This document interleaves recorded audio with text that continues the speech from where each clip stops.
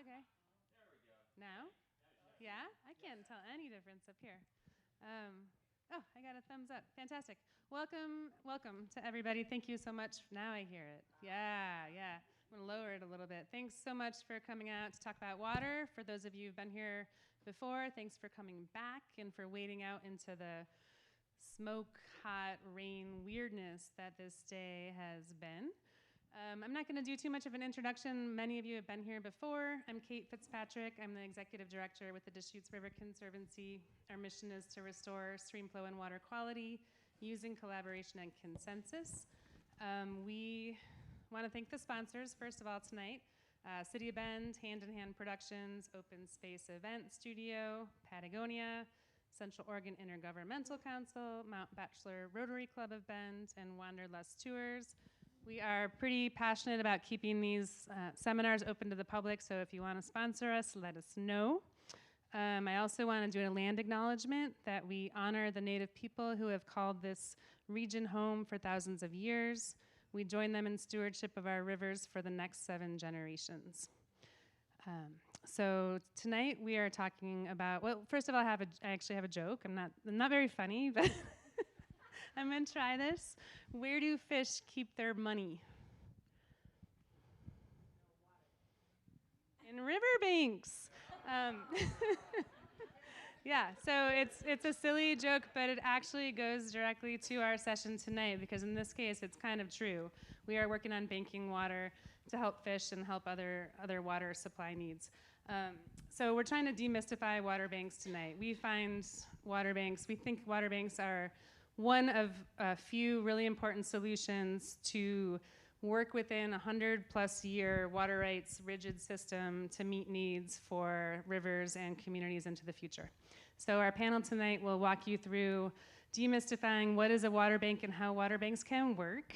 I'm just going to do really quick introductions here. Again, for the 3rd time, we'll have our lovely MC and facilitator of the conversation, Lisa Seals, who works for the DRC as a programs manager. She has a PhD in collaborative water management, we'll just call it. Steve Johnson is currently the irrigation district manager for Arnold Irrigation District here in Bend. And before that, a few years before that, was actually the district manager for Central Oregon Irrigation District, which is a district we'll be talking a bit about tonight. So we're thrilled to have him back and being as passionate about water banks as we are. David Pills is a principal, founder, partner of AMP Insights Consulting, and David's firm works throughout the West on trying to support communities meeting water needs in a number of ways. So a wealth of information, bringing information from other basins in as well. And Jen Hubert is our senior program manager who has decades of experience working on the in-stream transactions that we put under the umbrella of water banks. I'm actually going to shift gears and be a panelist tonight as well, talking a little bit about the pilot project and sort of our vision for water banks into the future. With that said, I think we'll just get started. Our next seminar series after this is October 10th, and it's going to be on groundwater. We're going to have the Water Resources Department's hydrogeologist come and share groundwater information, as that is top of mind for a lot of people right now. So without further ado, I'm going to crawl up onto my next... No, that's my wine. That was my wine. Your wine's over here. I was trying to, share and bank wine as well as water. For all of those of you in the back, there are 2 empty tables in the front, so I'm going to invite you guys to get comfortable if you're going to stay and come on up. We like seeing friendly faces in the audience. So thank you all so much for being here. Again, I'm Lisa, and I am your MC this evening with lovely panelists. I did want to let you all know that we have extended the length of the seminar to try to accommodate more questions, because we know everybody has questions. That being said, we still want to clarify things as we go along if we're missing the mark. So please let us know if we've missed the mark during the seminar, and we'll bring you a mic and you can ask a question. But we're trying, again, to keep it to clarifying questions only during the course of the seminar, and then we'll have a Q&A after the seminar. So hopefully that will all work, trying to accommodate all the needs for the people at home as well as the people in the room and make it understandable for everyone. So quick show of hands, how many people made it to last month's seminar? Oh gosh, you guys are awesome. I love it. Repeat offenders. Okay, well then I'm going to be really quick because I was going to do a really quick overview of some of the important pieces of information from last time that we think you need to know about in order to entertain the talk this evening. So first things first, I just wanted to show this to everyone. This is the current water rights distribution in the Deschutes Basin. These are the different, we call them the three legs of the stool. We've got agricultural, municipal, and in-stream water rights. And this is basically who has water rights in the Deschutes Basin currently. So that's a little overview for that. You guys all know this, but we are in unprecedented drought, in the midst of an unprecedented drought. We're in year 3. So this is a picture of Wickiup Reservoir, which is basically where we store water for North Unit Irrigation District, and you can see it's looking very empty. Again, prior appropriation from last month. I feel like I should call on somebody to give the overview from last month, but prior appropriation is the doctrine that essentially determines who has water rights in the West, including in the Deschutes Basin, and that is all about first in time, first in right, meaning the people who have the oldest water rights have water rights in times of shortage, and the junior water rights holders only get their needs met once the senior water rights holders have all of their needs fulfilled. And it's also very important to note with regard to our conversation this evening that water rights are tied to specific parcels of land, okay? So that's a really important thing for everybody to understand and to think about. So going back again to last time's seminar, this is just an overview of the different irrigation districts in the basin and the different priority dates associated with their water rights. So the oldest water rights are really sort of centered around Bend in the green. Those water rights are around 1900, and in the case of Swally, which is the purple near Bend, that's 1899. And then you've got the farmers in the North Unit Irrigation District, the big purplish, pinkish blob at the north part of the map. Their water rights are 1913, which sounds like a long time ago, but actually by 1913, all of the water that was naturally flowing in the rivers had already been given out by 1913, meaning that there was no more water to give out, and so in order to meet the water needs of the irrigators in the north, they had to build storage, and that's where Wickiup Reservoir and Crane Prairie come into play. And that, of course, has had lasting impacts on our rivers. This basically, the left shows what happens to the winter the river in the winter time when we are storing water for North Unit Irrigation District. We essentially really reduce the natural flows coming out of Wickiup Reservoir. And then, of course, the flows are much larger in the main stem of the Deschutes. And then in the summertime, we're diverting all of the water for irrigation, meaning basically that's going into canals around the city of Bend, leaving just a trickle of water in the middle Deschutes River in the summertime. So that's the impact of storage. And this is basically what we see on the river, and also what we're seeing in North Unit Irrigation District. This season, I believe North Unit Irrigation District had an allocation of 0.5 acre feet, so a half an acre foot per acre. So if you can try to imagine growing a crop with 6 inches of water, that is effectively what the farmers in the North Unit Irrigation District have attempted to do this year. So that basically lays the groundwork for why water banks, one of the many tools that we are using to try to resolve these issues. Before we get there, this is a pie chart. I must note that it is not to the same scale as the previous pie chart. The previous pie chart is basically all the water in the basin, and this is a much smaller amount of water, but this shows where the shortages are in our basin. So most of the shortages are, the unmet need essentially is in rivers and streams, but there is definitely still unmet need for municipal users as well as for agricultural users. Those are the North Unit Irrigation District and Arnold Irrigation Districts and other junior users.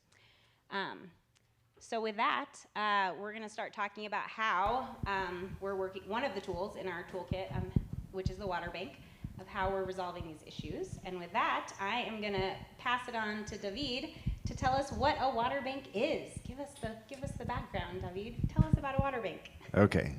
This is working. Thanks, Lisa. That's a great introduction. First of all, thank you all for coming to talk about banks. Who doesn't like talking about banking? It's a riveting subject, but hopefully we can make banking a little bit more interesting tonight. There's a technical definition of water banks that you're free to read, and I'll go into that a little bit. But I want to start by sort of demystifying water banking a little bit. Well, no, you can leave it there, Lisa. Sorry. Let that one sink in. And just to say that at a very high level, you should think about water banks as a very flexible tool that can be used to help move water between places from where it is now to a new place, or between users, person A to person B, or farm A to farm B. A water bank is really, it's many things. It's a flexible tool, so it's not one monolith. There's no such thing as a water bank. I like to think of water banks as analogies that come to mind to me are like the shopping mall. A shopping mall, you don't actually get anything from the mall, right? You get things from the stores in the mall. There's different stores, there's a food court. A mall provides a platform for a bunch of different commerce to happen. Water bank is kind of like a mall or a farmer's market, right? You don't get anything from the farmer's market itself, you get it from the people who are at the farmer's market bringing the goods. So that's the best way to think about a water bank, is a framework. An institution is the sort of the $20 word that we use. An institution that can be used to help move water supplies between places and between people. And it can be very flexible, as this definition notes. It lets us bring a bunch of different types of water into one place and move different types of water and leverage one type of water against another to try to help meet different needs, right? So in the Deschutes, you can pump groundwater, you can divert surface water, you can also have water released from one of our reservoirs. We have all these different kinds of sources of water. And the idea of a water bank is to facilitate the movement of all of those different sources between users and uses in a way that helps balance needs both in stream and out. So the next slide, Lisa. Just to kind of illustrate this, Kate's going to talk about this later probably. We are going to build a water bank in the Deschutes Basin. I don't think it's going to have columns, but who knows? It might. This just kind of illustrates a couple important things. Sort of when we think about water banks, we think about the supply for the bank and we think about the demand for the bank. The supply can come from any of those sources of water that I talked about: surface water, groundwater, stored water. And the really important part of supply is it's not just water sources, it's people, right? We're talking about moving water from places where it's probably currently being used by a farm or something else to another place. So the supply is both the water itself, but also the people. And then the demand is similar, right? The demand, as you saw, the unmet need in the basin, the demand can come from the agricultural sector, can come from those farms in North Unit that are struggling with 6 inches of water. It can come from the river, which anyone who's been on the middle Deschutes or in the summer or the upper Deschutes in the winter knows can use a lot more water. It can also come from cities that are going to continue to grow. I don't know if anyone's noticed Bend growing lately, or any of the cities in Central Oregon, for that matter, growing lately. But there will be additional need for water from cities as well. So those are what we refer to as kind of the demand. And the other thing to pay attention to is the green on here, which is money. Water banks are not a mechanism that forces the movement of water. Water banks are a place where people participate voluntarily. They participate not necessarily out of the goodness of their heart, they participate because they're incentivized to participate. And the incentive often, most of the time, is money. So the green is really important. The bank as an institution also helps facilitate the financial transactions that incentivize the movement of water between users and uses. Go ahead. No, I was just going to say, are we going to talk about why this is such a great area to do this type of work? How did you know? It's like you were reading off a script. Like we planned this. All right.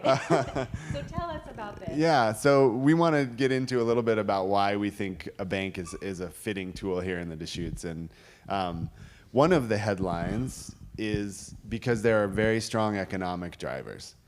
There are economic reasons to move water from current places and uses to other uses and places in the basin. What this slide shows is data from something called the National Agricultural Census. So this is a every 5-year process that the U.S. Department of Agriculture goes through to collect a pretty deep amount of information on the business of agriculture across the country. So this it's a national data set.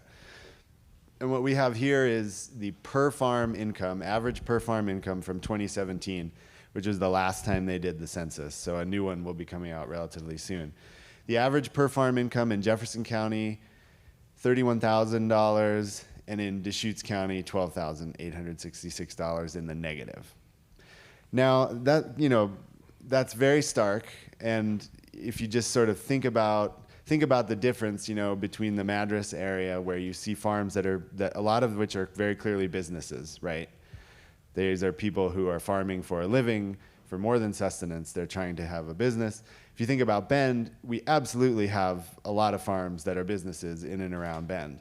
But we also have more and more people coming who are interested in having a piece of property with a horse or with a couple, maybe a very small herd of livestock or something, but maybe not, doing this for a living. They probably have a job in Bend, or they might have another job somewhere else. They're not trying to run a serious agricultural business. That helps to partly explain some of the difference in this. The other thing that helps explain it is some of the crops that are grown in and around the Madras area are incredibly valuable crops. So I looked this up to make sure I had the current number. Jefferson County currently accounts for 45% of the global market of carrot seed. Not carrots, not actual crunchy carrots, but carrot seed. Almost half of the world's carrot seed comes from that purple area up there. And in the national market, Jefferson County plus Crook County plus Deschutes County accounts for 65% of the national market for carrot seed. Carrot seed is a very specialized crop. And very valuable as well. So there are crops being grown in Jefferson County that are very valuable. There are a lot of people doing it for a business, trying to do this at scale, which means that they're incredibly efficient, they're incredibly smart with their water, and they use it really well. Another reason that a water bank is ripe here in the Deschutes is because I think, despite how hard it is to get the water where we want it when we need it, we essentially have enough water in this basin to do everything we want with it. There's a lot of basins in the West where I wouldn't say that, where it feels like we've grown way beyond the capacity. Take the Colorado River Basin, for example, a basin that has been allocating 15 million acre feet of water a year when really there was only 11 or 12 million acre feet there. In the Deschutes, the balance is out of whack, but it's not like that. There is essentially, if we use all of the water in a smart way, we can meet pretty much everybody's needs in this basin. So a bank gives us a tool to accomplish what we call reallocation. We've allocated all the water. We can't take it back by eminent domain or by force or by anything like that. So we need to come up with voluntary incentive-based mechanisms, and a bank gives us a framework in which to do that. A water bank can help us provide a framework or an institution to get the water where it's needed and try to meet all of those different unmet needs that were on that slide. Yeah, I think I'll stop there. Okay. I can't remember if there's... No, I think next we're moving Yeah. into what are the different types of tools, basically, that are in play under a water bank. And a lot of these tools are already in use and have been in use in the Deschutes Basin for a long time, and that's been the role of the DRC.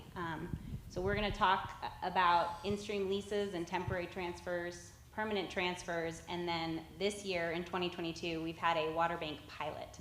So we're going to talk about the different tools that essentially fall under market-based tools and eventually will fall under our water bank that we're in the midst of building. So with that, I think I'm going to turn it over to Jen, who I'm going to go off script for one second. Oh, off script. I pre-approved this. I pre-approved this with Jen.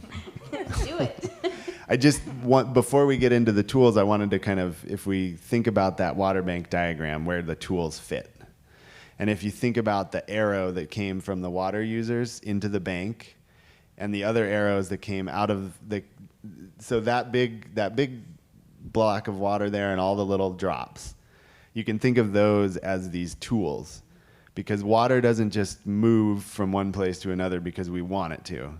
It requires very intricate, sometimes legal and other types of changes that Jen and others are going to talk about. So when we talk about these tools, those tools are how we move water both in and around and out of the water bank.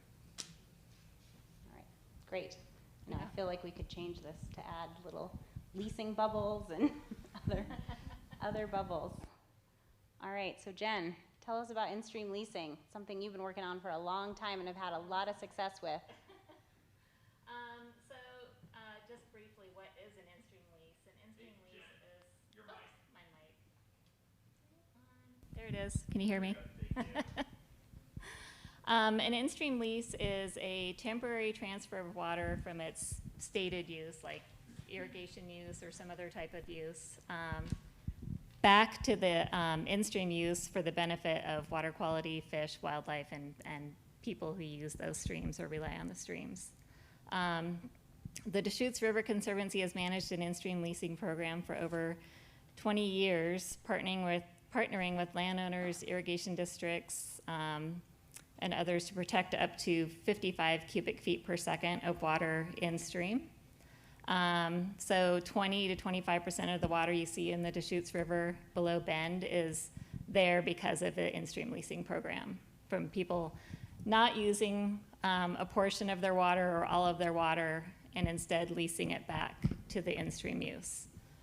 So on this map here, you can see, water rights are mapped to a place, which Lisa talked about earlier, pertinency. And when you're not using water in a specific spot, you can only do that for up to 5 years before you risk losing your water right. And a substitution for using your water right for irrigation is to lease it in stream. And that satisfies that beneficial use requirement of the water right, so you don't lose your water right. Yeah. So I think you can do the... Yeah, so if you ever drive around and you see pivots that are watering in a circle, and you have that corner that's not being watered, that's a perfect corner that could potentially be put through an in-stream lease, and that water could move to the river, right? Yep. So. Yep. All right. So here's the water being diverted. And then when it's leased in stream, the land is dry and the stream, it stays in the stream. And this is just a temporary movement of water when you lease it. There are other types of movements of water that are going to be talked about. So the DRC works with district partners and up to 300 or more voluntary landowners who don't wish to use their water or have not been using their water to lease that back in stream. We offer them a small payment. Sometimes that payment is just us paying their state fees. For really small parcels, we pool them into bigger leases, and we just pay the fees for those. For bigger parcels, we'll pay a per acre payment to people who lease their water. So in total, we lease up to 4,500 acres a year in stream. And if you think about how much is irrigated in this basin, about 155,000 acres of water irrigated by irrigation district deliveries. So 4,500 acres is just kind of a small piece of that. And about 65% of the acres that we lease in stream are from lands that are being developed, or like Lisa said, corners of pivots, just parts of your property that you're just not having an easy time irrigating. Or, a lot of people buy property here and don't move here right away, and they have to park their water somewhere, so they'll lease that water in stream as well. So leases improve stream flow, but they also provide a benefit to the landowner by checking off that year of beneficial use. And let's see. Yeah, so that's the important take-home message, I think, is that the in-stream lease is a temporary program. So you get to retain your water right as a landowner, and temporarily your leasing of water to the river essentially counts as beneficial use. So you're no longer at risk of getting that water taken away from you. So you retain your water right, but you're also doing something good for the river at the same time if you're not using your water, don't need your water right. So that's what makes the in-stream lease program a little bit different from the next program we're going to talk about, which essentially is a more permanent transfer situation. So yeah, so wasn't quite done with the leasing, but so you can lease your water in stream for up to 5 years at a time, but you can renew it over and over again. So if you're not using your water, you can lease it for up to 5 years, and then you can renew that lease for another 5 years, and you can renew that lease for another 5 years, and we do have some landowners that are doing that. So that we offer payments, and the leasing, in addition to restoring stream flows, can also provide mitigation credits that we can sell to growing cities to satisfy groundwater mitigation requirements that they might have for new groundwater pumping. So that's the leasing. And about 1,500 acres of what we have leased in stream has been, in turn, eventually permanently transferred in stream, which Steve will talk about. Is there a question here? Yeah, I got a question. Is this working right now? No. Okay, maybe. I was curious how the leasing of water satisfied the beneficial use requirement. Is that something the Oregon State Legislature did? And do you know when that was done? 1987. Was that 1987? Yeah, is when that became. No, well, 1987 was the In-Stream Water Rights Act that allows us to lease it in stream, but the use it or lose it beneficial use requirement is part of the 1909 Water Code. So it dates back really far. Yeah, but in-stream leasing was added as a beneficial use in 1987.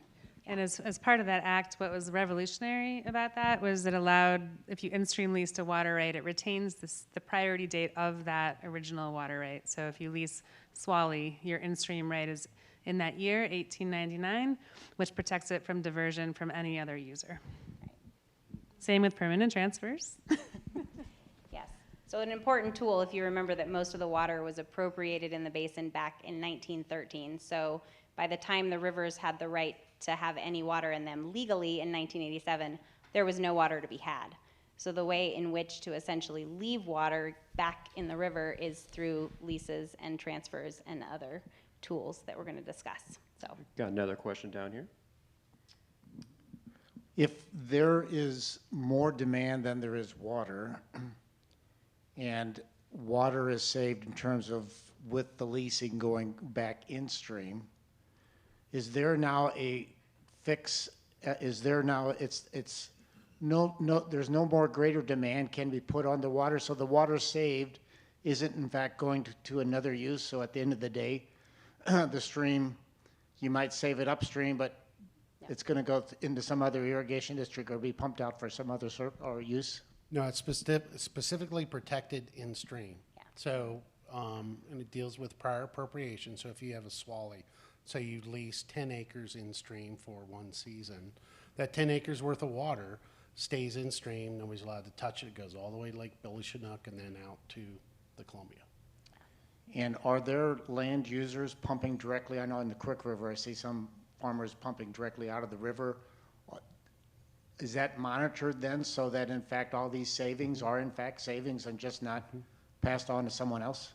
Yeah, every diversion, every place where you're going to take out of the river Right. is measured. Got it. Okay, and it's managed and supervised not on an everyday basis, by No, the no, Oregon but it's Water a Resource legitimate Department. savings, yes. But in general, yeah, it's all being scrutinized, and there's reporting requirements Great. for the And- people that take that water out. And I'm going to put a plug in for Jen, who watches the flows like a hawk every day and every week to make sure that every drop that has been leased or transferred in stream is actually in stream, and she makes phone calls if it's not.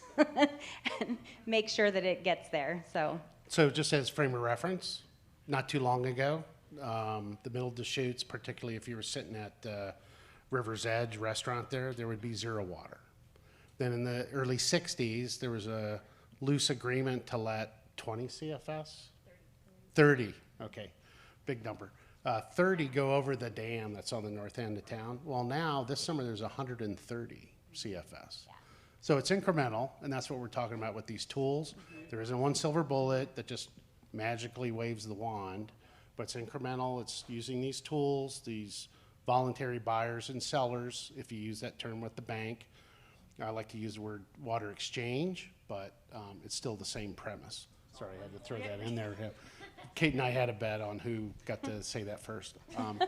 Let me talk about permanent transfers just for a little bit, and then later on I'll talk about the challenges with some of this, because it all sounds really easy, right?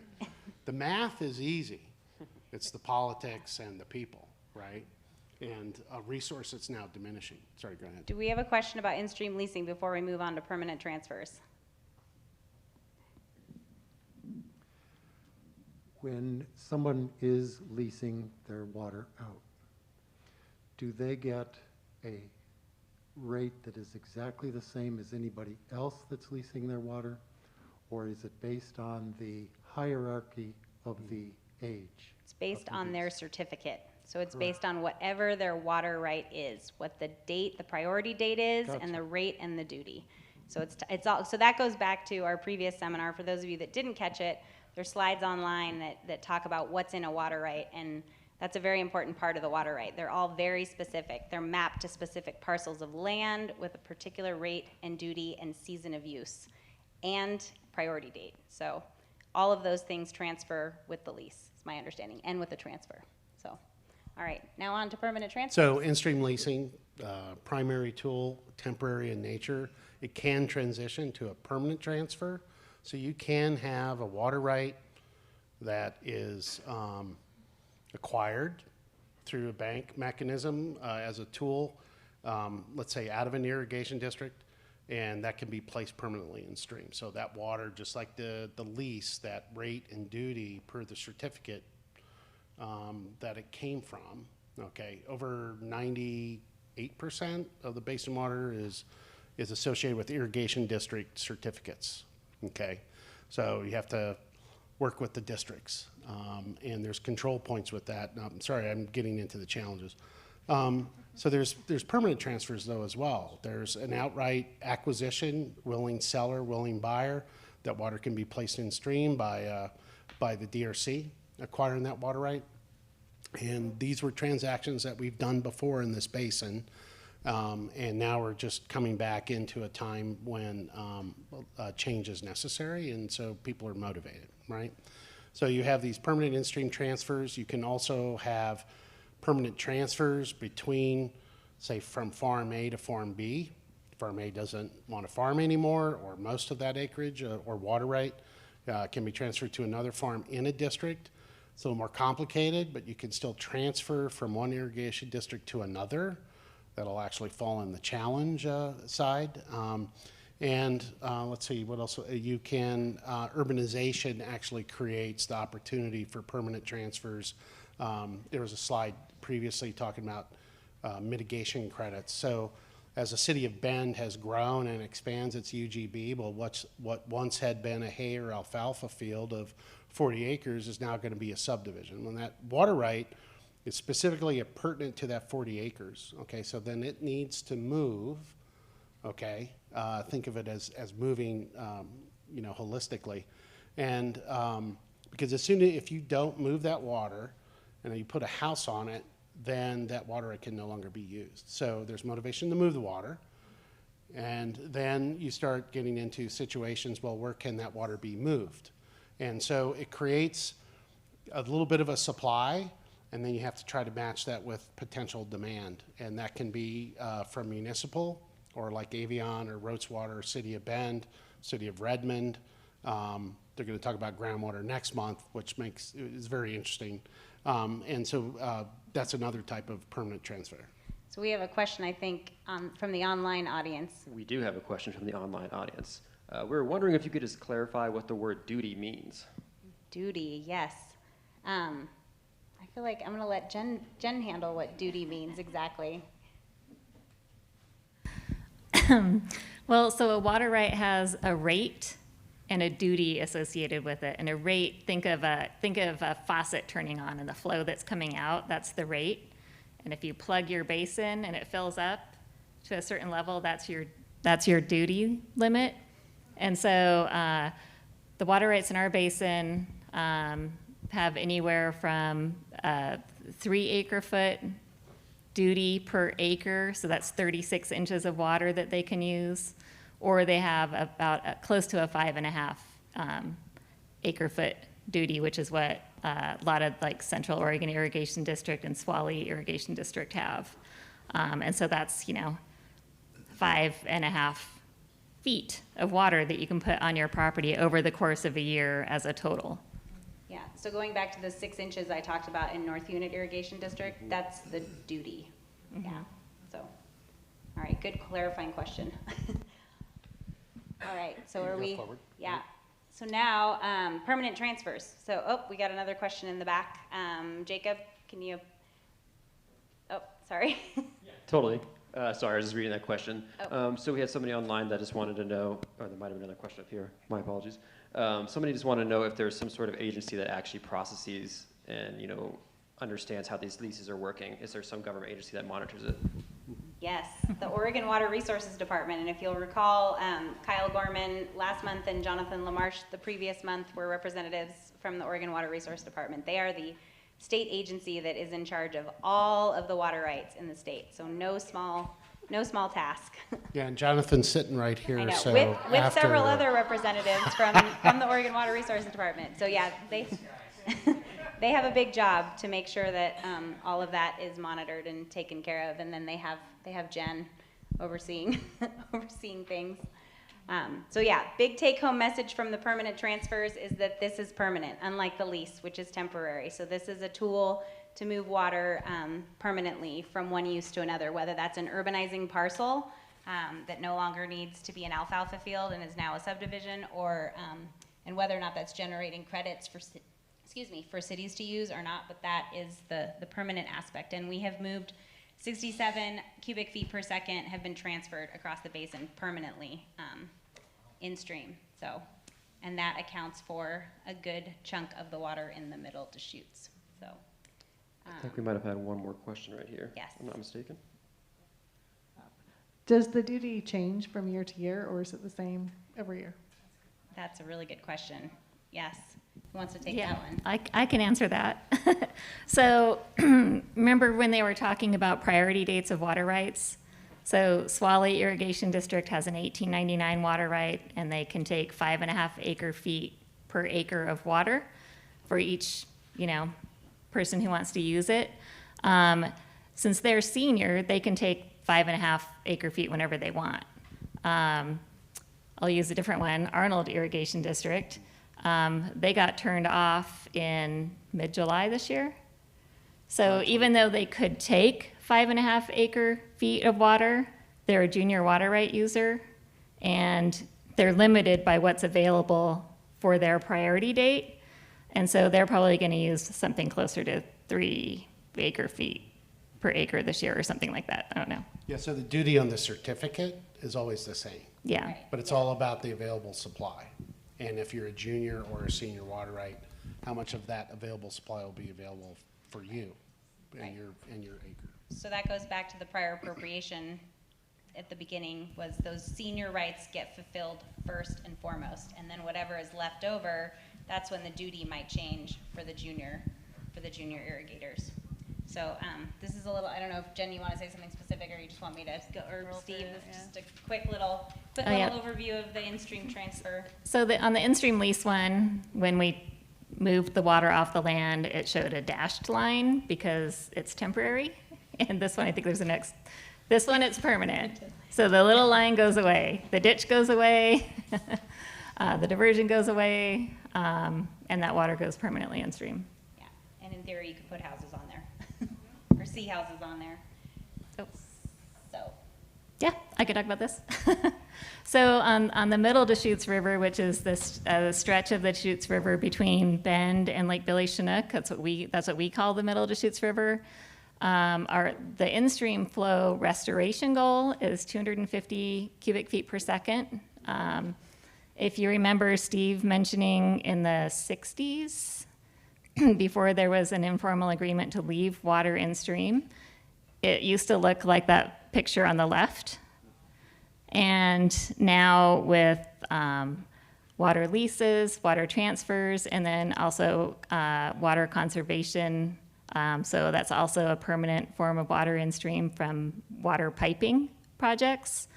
There's now 137 CFS protected in stream. But also because of the priority dates and limitations on some of those water rights, what we're actually seeing today is 125 cubic feet per second in stream, because some of those more junior rights, they're not getting served to the farms. They're also not getting protected in the river at this time because it's just not there for them. That's a drought impact, basically, that we're seeing. So, okay, now we're moving on to our our 2022 water bank pilot. So Kate, tell us about what we did this year. Yeah, so we'll try and pick this up a little bit, just conscious of time. But so what you just heard about, those two tools are sort of tried and true tools sort of sanctioned by the Oregon Water Resources Department, not without their challenges. And I think Steve will hit on some of the challenges and why we haven't seen as many transfers recently in a minute, but I wanted to run through. This is the third tool that we are kind of saying, here's what we're doing right now in the basin that we would like to wrap into a water bank. This one is a little different because if you remember, both the tools you just saw move water directly from one irrigation district to the river. So what we're hopefully going to see a map here in a minute. What we're trying to do now, if you remember, we've got sort of increasingly complex demands on the river, and it's becoming increasingly time critical to solve those. So David talked about how you've got pretty high value agriculture in North Unit facing extreme drought, trying to farm on 6 inches for the entire year, an acre. We also have really critical stream flows in the upper Deschutes River, below Wickiup Reservoir, that storage reservoir. So you can't solve either of those problems the way those two previous tools operate in the way that they were presented. So we created a water pilot that tried to add in another piece of the puzzle to provide another benefit. And so the goal was to incentivize some of those water users in the senior districts that you heard about that are already, kind of not relying on their water economically as much or willing to lease it in stream, incentivize them to, again, fallow some acres, let some of this water be picked up by North Unit Irrigation District. We could include additional irrigation districts with junior rights in the future, but this year we just tried it with North Unit in exchange for North Unit restoring winter flows below Wickiup Reservoir, which is a sort of basin-wide goal that the irrigation districts actually have to meet goals pretty quickly here under the Endangered Species Act. So actually, if you go to the next, just to make this clear on the next slide, what we did is you can see we incentivized patrons within Central Oregon Irrigation District, the light green, basically said who's willing to not use their water this year, we're going to pay you $125 an acre. Going to let North Unit Irrigation District pick up that water to boost their stream flows. If you remember, they don't have enough flow in the river, so they have to use stored water. So basically, let's increase their access to river water so they don't have to rely on the stored water in Wickiup Reservoir, and they can release some of that to restore flows. So it's a bit more of a complicated movement of water. I see a couple of questions. Maybe we'll pause there. I think there was one back there and one here. Yeah, we'll start up front here. So I just did a little math, and I think I pay more per acre water right than I would get if I did a water bank transfer. how is that rate set? Is it like market based, and how does it relate to the fee you pay for the water That's a district? great question. So I'm guessing you're not in Central Oregon Irrigation District, probably Swally, Arnold. So and actually Davy can probably chime in too, because they did a lot of economic analysis for us. But basically the in-stream leasing program in COID pays enough to cover your assessment. So the fee you're paying to the irrigation district. The per acre fee. In Central Oregon Irrigation District, that will be this year $35 an acre. So for those COID patrons, we are incentivizing them beyond what they are currently paying. That price structure would not probably work in Arnold Irrigation District. Well, because you'd be doing it out of the goodness of your heart, you wouldn't have your costs covered because you're paying the irrigation district a higher assessment, but you're not getting the use of that water. And the other piece of that equation is that we did a lot of demand studies in North Unit Irrigation District, and there was a willingness to pay that was well within that $125 an acre foot. And that's pretty comparable to what they pay in their irrigation district when there's excess water available. So for the movement of water between those two irrigation districts, the price point matched up really well. So, More expensive to operate Yeah. Arnold? Yeah. You want to say anything? Yeah, it's economy of scale business. Come on. So it's an economies of scale business, and we'll just go right into the challenges because it's related to that. Irrigation districts are governmental entities. Not originally, over 100 years ago, they were development companies. And then over time, I think it was in the 50s, irrigation districts became quasi-governmental entities. So they're like a political boundary. And so related with that, you have an irrigation district like Central Oregon, which is 10 times larger than Arnold. And so like the one manager for Arnold, take my salary, split that among 4,400 acres versus 45,000, you get a sense of the proportion, right? And so I think I'm originally out of the private sector, and if this was a purely capitalistic situation, you would have mergers and acquisitions because of the scale being so differential, it would drive that. And so it's an institutional barrier. It's related to the government. Some people like to be board of directors. Also, a lot of people want to feel they belong. And so if Arnold would agree to be, like, say, to merge in with COID, I know for a fact you'd have the 1,200 odd people in Arnold say, well, who's going to make sure I get my water?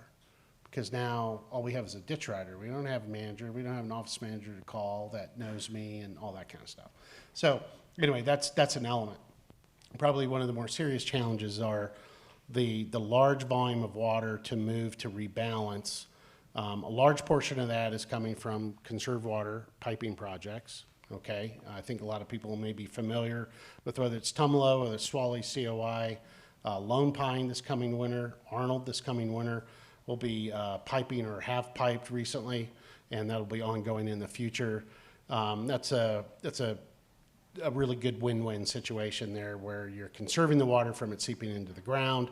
It stays in the river, okay? During irrigation season, it'll float in North Unit, and then in the winter, it gets released out of Wickiup. So you have stream flow restoration as well as helping to meet irrigation demand.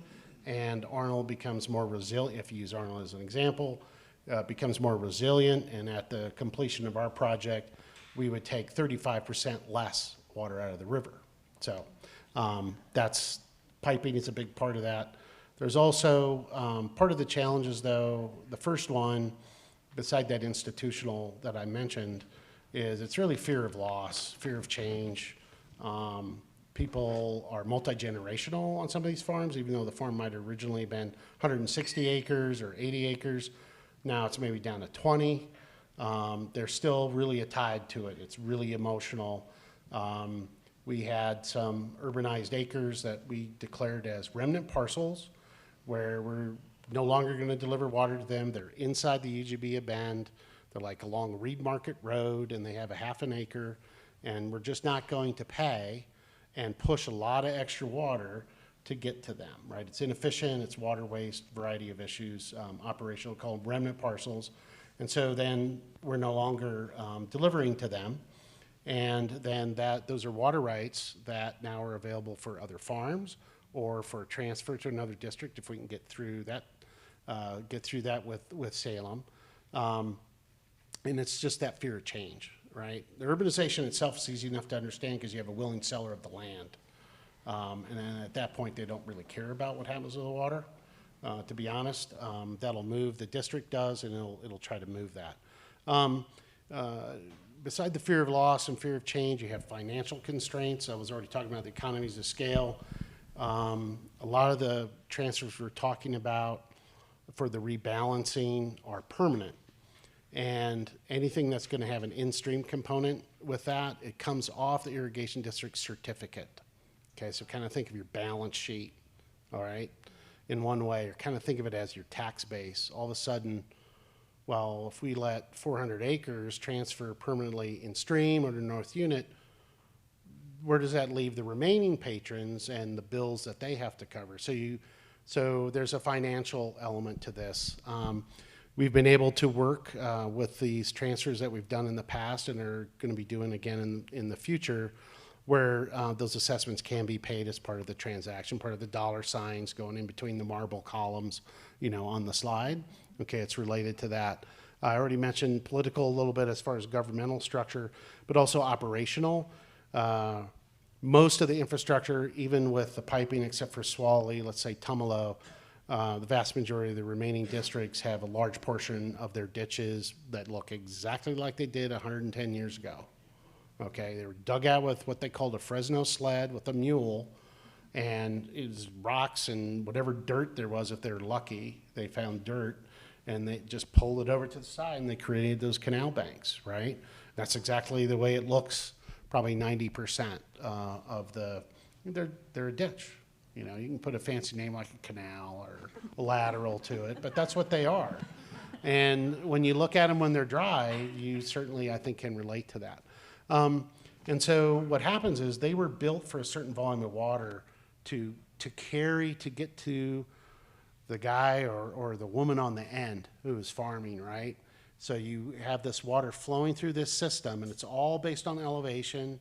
And every time I've been involved with a project that's tried to mess around with rerouting a ditch one way or the other, it's always a problem. The engineers that did this a long time ago, they were really super good.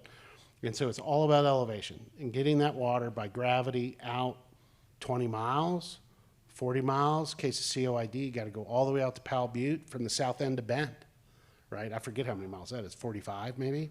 So what happens is when you start doing transfers and you're taking water from this ditch and moving it in stream, or you're moving it to another irrigation district, there can be operational impacts where it's the elevation of the water, it goes to this head gate, but that head gate now has to be re-engineered and lowered because the water level is lower now. So there gets to be there's a critical mass of water volume in some of the ditches or in rotations. How many folks are part of an irrigation district? Okay, so good, fair number. And so you may be able to relate to that if you're on a rotation. That's where like up to 30 people are sharing X amount of water, and they get time slots of when their gate can open up or the head gate has to close, and all the neighbors get along and they have parties. I'm joking. Usually there's a lot of friction and conflict on rotations. But when you start removing the amount of water rights in that rotation, then it starts affecting the people who remain. And so you have to engineer and design for that. So those three primary categories are the base level challenges to trying to move water permanently from one place to another. Yeah.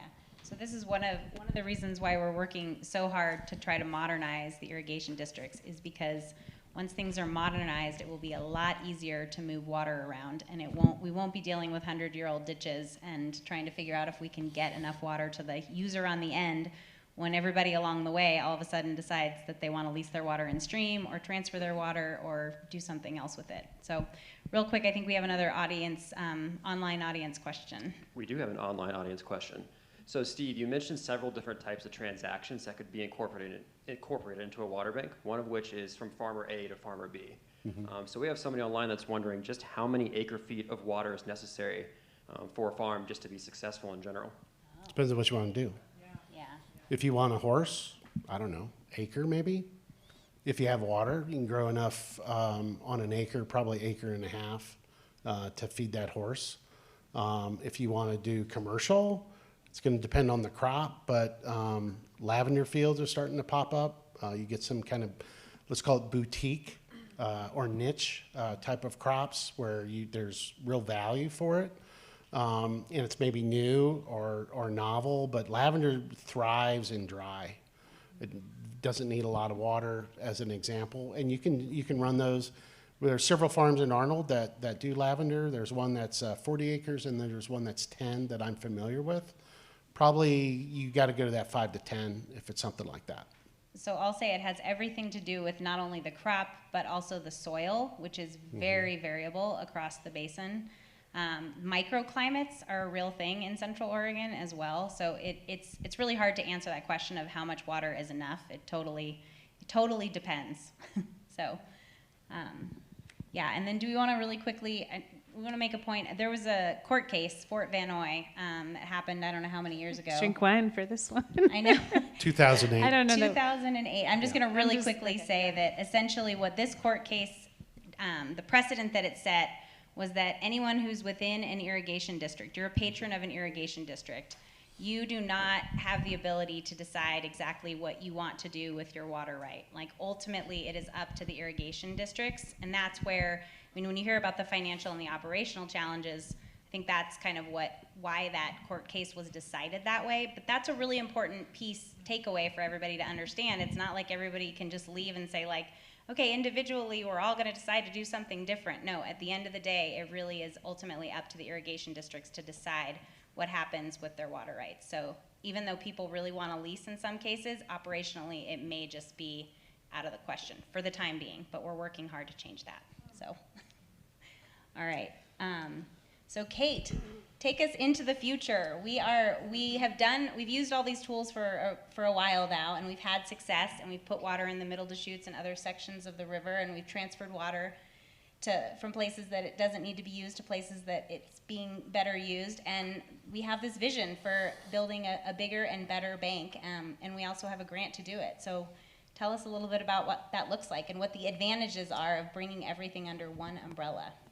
Well, thank you, Lisa. And I think we're probably near time, so I will try to set the vision. Hopefully we'll have time for some good questions and answers. But, why not just keep doing these programs that we've been doing for the last, 20 years? There are advantages. There's a lot of advantages in bringing it under one governance platform. So like David was saying, a water bank is really just a governance structure. And there's not going to be columns or maybe a year. I think there won't be any structure. It's just going to be a set of agreements among the people that have supply and demand for water in the basin. So the advantages are, as you heard with the pilot project, we didn't spend a lot of time on it, but the movement of water that needs to happen is really complex. It's not just necessarily between one irrigation district and the river. We're trying to meet community needs in the future for the cities. We're trying to meet irrigation district longevity needs. We're trying to put water in different reaches of the river, some of which is sort of easier to do under state water law and some of which is harder.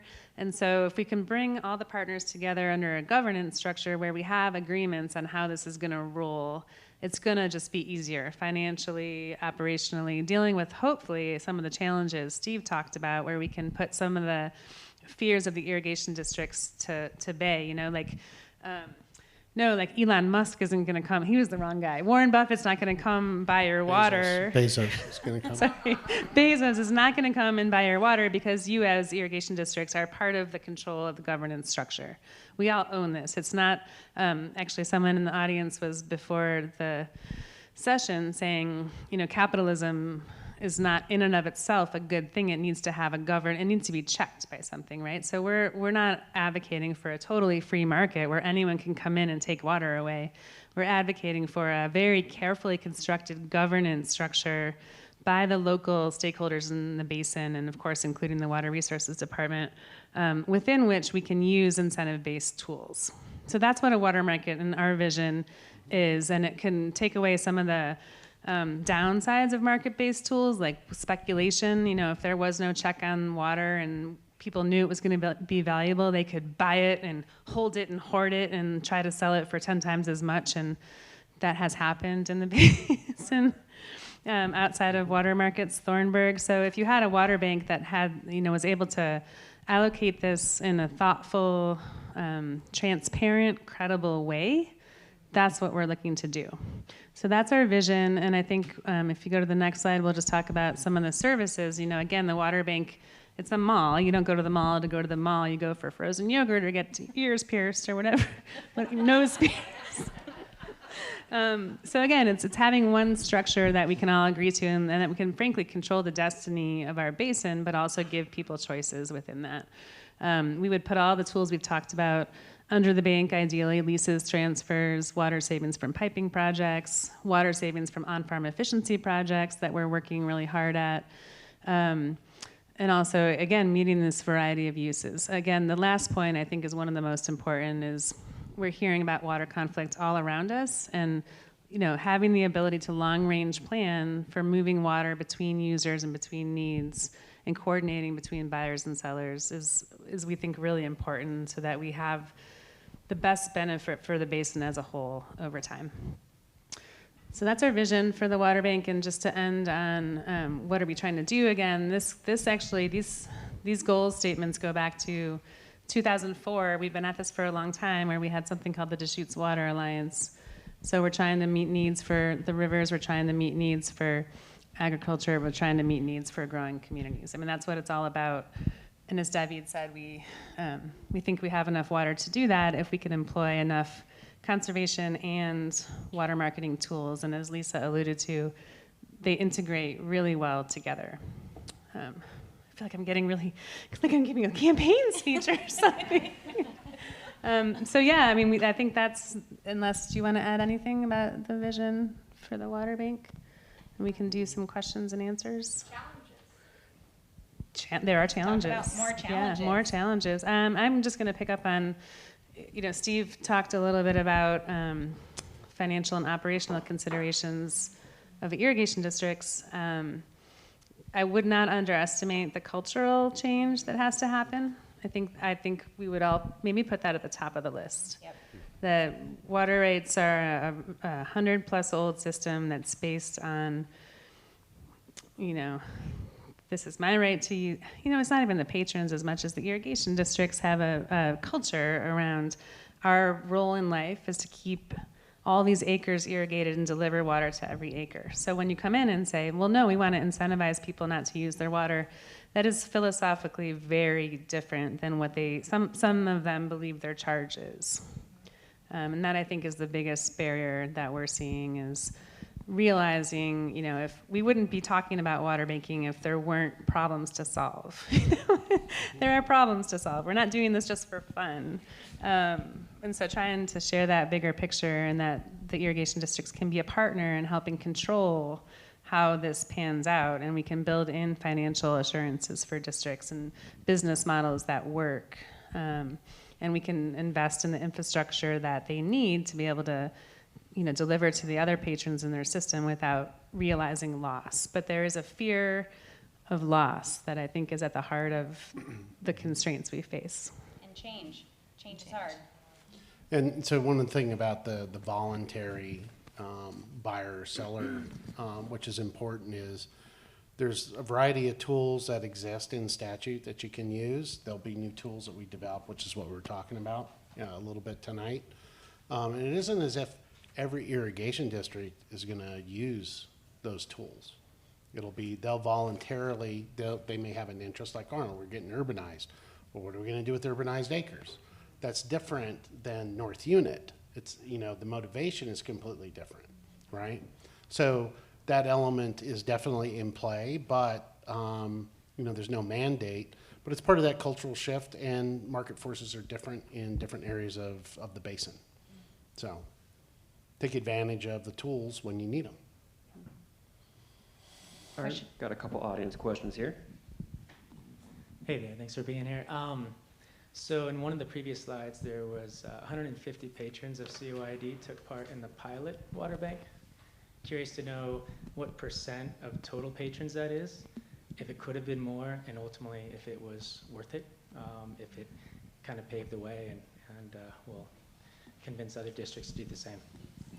Yeah, great question, and that's a great clarifying point too, that I didn't really go deep on that, but 150 patrons expressed interest in the program, and they have 4,000 patrons. So we were actually pretty excited with the response for a pilot project for the first year, saying like, you're not, under the pilot project, these patrons were not getting beneficial use for their water. They were, so they had to be in they couldn't be in their third, fourth, or fifth year of non-use according to the district. So they got vetted according to that. They also got vetted according to operational concerns related to what Steve was talking about. So if they're on a rotation and the district concluded that pulling their water out of that rotation would cause problems, then they were not allowed to participate. So 150 patrons expressed interest. We were actually pleased with that result. And at the end of the day, 19 or 17 patrons were vetted to be able to participate. And so we ended up with, I think, 97 acres of water from those 17 patrons, which was a very small percentage of the irrigation district patrons and acreage. We didn't see it successful, like, hey, this materially solved North Unit's problems this year and materially put water in the river. What we did see as a success was this is the first time the irrigation district let us try this. And this was out of the box. It did not go through the Oregon Water Resources Department. It was very much a like, let us try this with you. Let us see how much demand there is with your patrons. And then we actually, the mechanics of it worked, right? Like North Unit Irrigation District actually paid for that water. They received that water. There's going to be a flow benefit in the upper Deschutes River. So mechanically, it was the first time we were able to prove up something we've thought about for a very long time. And we worked really hard with the district staff afterwards to understand what the challenges were and to improve that program moving forward into the future. So we're sort of in last minute negotiations with that district right now, and we hope that they will approve that project for the next year. It was similar to when in-stream leasing was new. I don't even know what the stats are for like how many acres were leased in-stream the first year of eligibility, but I bet you it was comparable to that. Really small, and then it just gradually builds. People get a comfort zone. Oh, well, someone's done this before. I'll do it this year, so now you have two, and then you start, viral marketing type of thing. So. All right, we have a few more audience questions, and I'm going to jump online for a couple questions that have been held up too. Okay. Thank you so much for what you've been saying. It's really, I wish the whole town were here listening to you. But I have a question. The Deschutes is really beautiful and very important.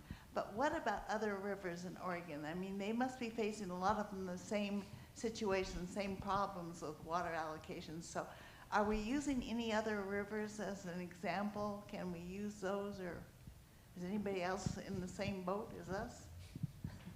Well, that's a big question. I'll take a stab at it. And David actually used to work statewide for the Freshwater Trust and worked in a lot of other river basins. I will say the Deschutes Basin has done more flow transactions than any basin in the state, and maybe David would confirm any basin in the West or something around that. I'll let him chime in on that. But there is work going on across the state. We're the only basin to have one dedicated group working towards it. We have groups that work statewide, like Trout Unlimited. The Freshwater Trust used to work statewide, and they did some really, really cool projects that we continue to learn from. One in northeastern Oregon, Austin Forbearance Agreement, a project in 15 Mile Creek. So there is much to learn from, and there's not enough capacity statewide, and I'll let David add to that. Yeah, great question. And like Kate said, the short answer is yes, absolutely. Other rivers are facing the same issues, and there is an effort, and there's been an ongoing effort since about 1993 when an organization called the Oregon Water Trust was founded. The Oregon Water Trust, unlike the Deschutes River Conservancy, was statewide. So it was based in Portland with people trying to do these kinds of transactions across the state, versus the DRC, which is a place-based, watershed-based organization. So during its heyday, when I was there, in the Oregon Water Trust, we were working, and the Umatilla River, the Walla Walla River, the Lostine, the Wallowa. If you think about the Wallowa Mountains up in northeast Oregon, the John Day watershed, 15-mile Hood River, and also a lot of southern Oregon too. In Oregon, a lot of the focus on rivers is driven by the presence or absence of anadromous fish species, and especially anadromous, so those are fish that go to the ocean and come back spawn, especially anadromous fish species that are listed or as threatened or endangered under the ESA, and that's a huge driver because of funding. Where you have anadromous fish, you tend to have funding. So if you look at them, if you want to look at the basins in Oregon where this kind of work has happened, most of them have anadromous fish. So southern Oregon as well, Rogue and Rogue River tributaries. And then of course the Klamath. We've all heard about conflict and issues in the Klamath. So yeah, absolutely statewide issue. And All right, another question over here. Cool, thank you all very much. So it seems like some of the irrigation districts are totally on board to make this stuff happen, and Central Oregon Irrigation District maybe less so. I'm curious if you guys have thoughts on like, who do they listen to? Who do they respond to? Who are they? Yeah, to get straight to the point, how do we put pressure on them to play ball? Well, it depends on what you're talking about. I'll answer that. So when I was at COID, we were a leading participant in the Deschutes Water Alliance Bank. Hundreds of acres went to mitigation credits for City of Redmond, City of Bend, Avion. DRC actively purchased water rights, placed them in stream. What happened is there was a threshold of discomfort on, well, how many acres do you let out, right? And how much do you take off your certificate? And so that's at play with every single irrigation district. So it isn't like COID isn't for something or against something. I'm not speaking for them, except for my own experience. But, it's a dynamic situation. And so board members come and go, sentiment, markets change, weather conditions change, and so some of it's attitude, some of it's cultural, but all the irrigation districts do in-stream leasing, as an example. All of them are doing conserved water projects. So it isn't like there's somebody that one of them doesn't do it. It's just that COID is the largest diverter off of the Deschutes River, and as a senior water right just after Swally in proportion, COID there's 968 CFS right now. I know I'm throwing out lingo maybe a lot of people don't understand. 968 CFS today of natural flow in the river, okay? And so you have the in-stream of about 130, Swally's taken 55 or 60, and the remaining amount of natural flow goes to COID. So that's where they are in prior appropriation. They have a large chunk of acreage. Does Arnold like COID taking all that's left? No, but that's their right. So I also just want to note that all the irrigation districts are governed by boards of directors. So that's basically who is setting policy for the different irrigation districts. Those boards of directors are voted into office by irrigation district patrons. So it's not like if you're outside of the district, you can have much of an influence, but if you're inside a district, you're a voting member. And I believe all of those board meetings are open to the public, and they're publicly noticed. So if you're interested in having your thoughts be known at any of the irrigation districts board, I mean, you can look up online on all the different irrigation district websites, find out when their board meetings are. And most boards meet tomorrow. The second Tuesday of every month. Some of them meet in the morning, some of them meet in the afternoon, some of them meet at night. So, but that is basically, those are the people to talk to, are those board members of the irrigation districts. Public opinion does matter. All right, we have an online question.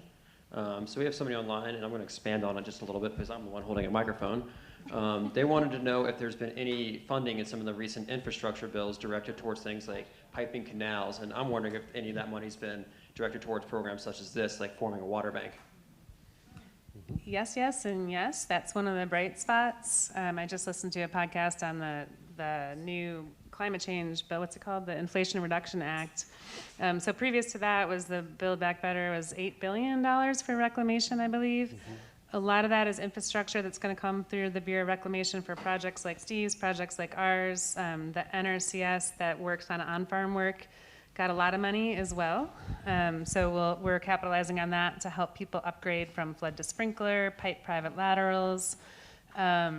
It also boosted some of the programs Reclamation has for funding water bank type transactional work. And then the Climate Change Bill, Inflation Reduction Act bill added another $8.5 billion to Reclamation, along with some other pots of funding that will be super useful. So the funding's, honestly, we kind of feel like the funding's there, and this is the moment, and we're in extreme drought, and this is why we have to actually make this stuff work now. Okay, another question right here. Hi, thank you for a great presentation. I appreciate the overview of the mathematical and economic tools that you're using, but you mentioned that cultural shift is the biggest challenge and fear of loss. So I'm curious about the tools you use in that regard. Patience. That's why we call them pilots. It's a fantastic question, and it does go to the heart of everything the DRC tries to do, and I think all the partners here, we were set up as a collaborative to try to work with community members and understand where they're coming from on win-win projects. So whenever we design like a pilot to say, COID, we want to try this water bank pilot, and here's why we think it works for you, and here's why we think it protects your business operations, your finances, and your water rights. So we're working really hard to understand concerns and meet people where they're at. There are moments where, despite our best efforts, we still run into culture change that operates on a different pace, and it's patience. I think it's also relationship building. I think that's what the DRC does really well. We recently had, several of our board members meet with several of COID board members just to rekindle that relationship building and to remind ourselves, like, we were formed by the tribes, the environmental community, and Central Oregon Irrigation District. They were one of our founding members. So it was formed on the basis of relationships and what can we do together. So that's what we always fall back on.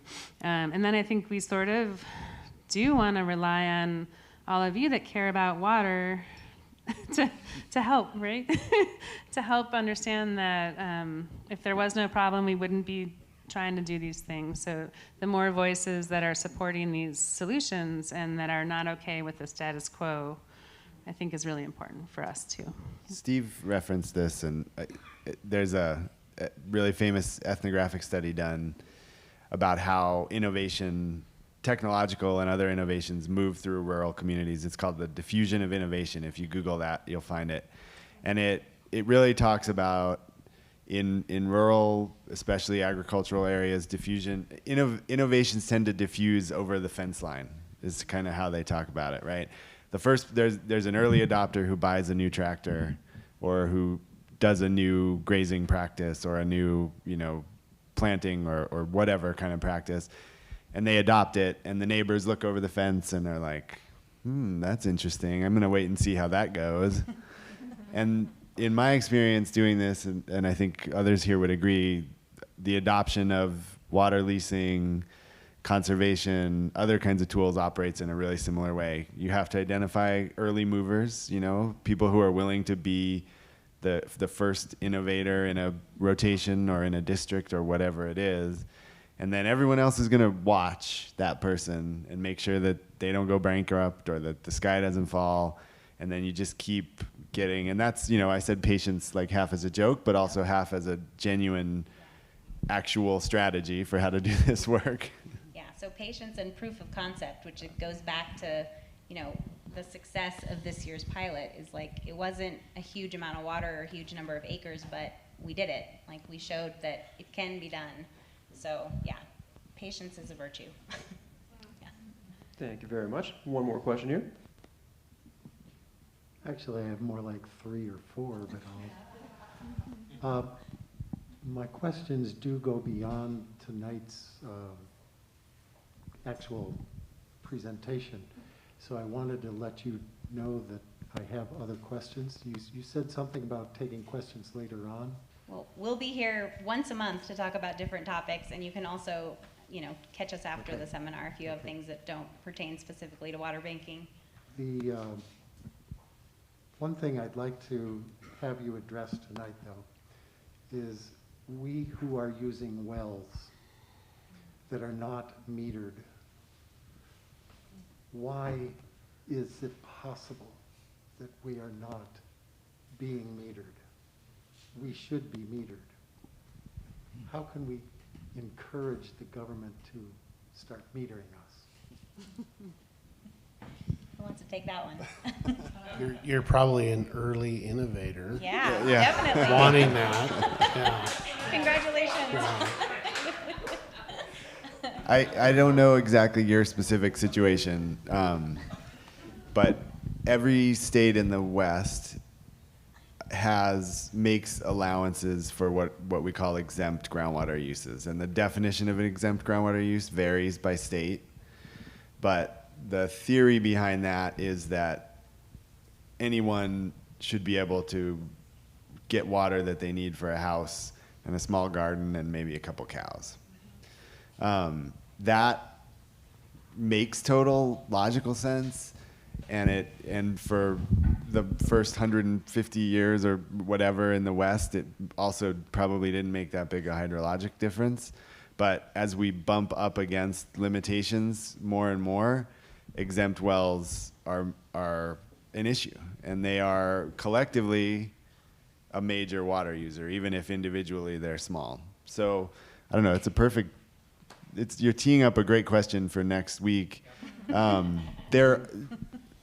Washington State is one of the only states I know of that's actually brought exempt wells into a regulatory framework in some limited instances. And maybe you're not talking about exempt wells, maybe you're just talking about the status of groundwater and water use reporting in general in the state and in the West. I'm not sure, but that's also a major issue. I can guarantee you that every single time the legislature meets, someone is there trying to get the Water Resources Department to get everyone to measure and meter their water use. And for all of the same reasons that this is hard, financial, operational, cultural, every year that it is proposed, it fails. So we all agree you can't manage what you don't measure. And that's a major, major blind spot. But if you want to report your use to us every year, just to start innovating, we're happy to take that. It's a pilot project.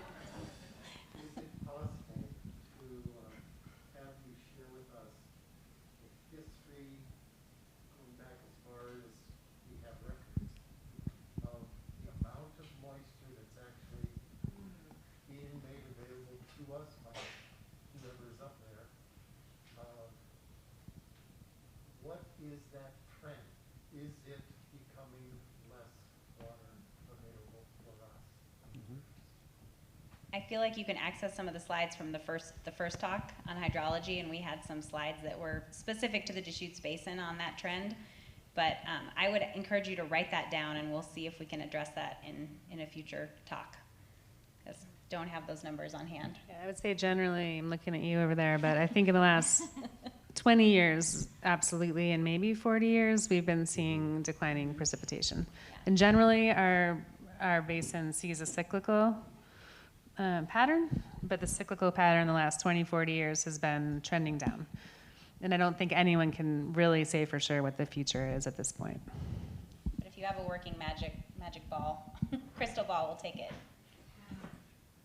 All right, we have another question from online. We have somebody who wants to know if there's a possibility of, or I guess how would you feel about some sort of recreation tax that could fund something like a water bank? Fantastic. I agree. I should just put a plug in that the Upper Deschutes Watershed Council has a deal with Tumalo Creek for every one of those orange tubes that you see on the river that people rent. $1 of that goes to the Upper Deschutes Watershed Council to restore habitat in town. So that's the kind of example that is, I think, exemplary and that we would love to see. You know, we used to get money from the Deschutes Brewery to lease water directly in stream, and we have visions for getting all the breweries to do that and any other recreational or sort of outdoor based, or any company in Bend, frankly. So if you have any of those connections, come give us a call. We'll do one more question here, but we're a little over time, so we might have to wrap it up after this one. Okay, as a municipal water user, if you conserve, say you rip out your lawn and put in rock garden or whatever, where does that water go? If it's not used, it stays in the aquifer. So you'll have part of the flow for City of Bend is coming down Bridge Creek, but then there's a fair amount of supplies from the aquifer. So if you don't use X amount of gallons, it's not that it stays in the creek, but they'll supplement with the wells, and so they'll pump less. And importantly, you're going to pay a lot less out of your pocketbook, because City of Bend water is one of those few places where you do see a direct connection between what you use and what you pay, or somewhat direct. And so that would be another model that we could export to other water user communities. Yeah, and I will end on the note that every drop does count, and when we're talking about the cultural shift that's needed, pulling out your lawn and showing that you can have a really nice zero-scaped landscape, it's a wonderful example to set for everyone who walks by your house and sees your house, and then the next thing you know, everybody down the street is doing the same thing, and that's literally what it takes to make these changes. So. Oh my goodness, we have a raffle. Oh my gosh, we do have a raffle. Are speakers involved with the raffle at all? You're picking totally. The raffle number. There's, okay. I don't know that you have a script. I We have a mean, script for this too, but I feel left out. Wasn't involved. Thank you for your patience. I'm someone who hates raffles, so if I was you right now, I would be cursing me, but thank you for entertaining this last little bit, and we'll be here to answer questions kind of if you want to linger one-on-one afterwards. So for future reference, we will have the occasional raffle at these events, and so we encourage you all to keep coming and to purchase raffle tickets. Tonight we're really excited to offer an awesome outdoor package with a $200 gift certificate to Wanderlust Tours and $50 for you to spend however you'd like at our local Patagonia store. So it's a pretty cool raffle prize, and we will hopefully have future cool raffle prizes. And we're also going to give you an amazing, it's a Deschutes River Conservancy swag bag to haul away your gift certificates in. And so thank you very much to Wanderlust and Patagonia for the gift certificates. And I'm going to go ahead and pick a raffle winner here. And yeah, there are good odds tonight, so, all right, let's see. And the winner is Edward Buckley. Edward Buckley, are you in the audience? Yay, Edward Buckley. We will get in touch with you if you are not here tonight. Maybe you're at home, but thank you all so much for coming. We will put the slides online as well as a recording of tonight's seminar. And next month, on October 10th, we're going to talk about groundwater. And then we have another seminar coming to you in early November. So please stay tuned, and thank you so much for your interest and your participation.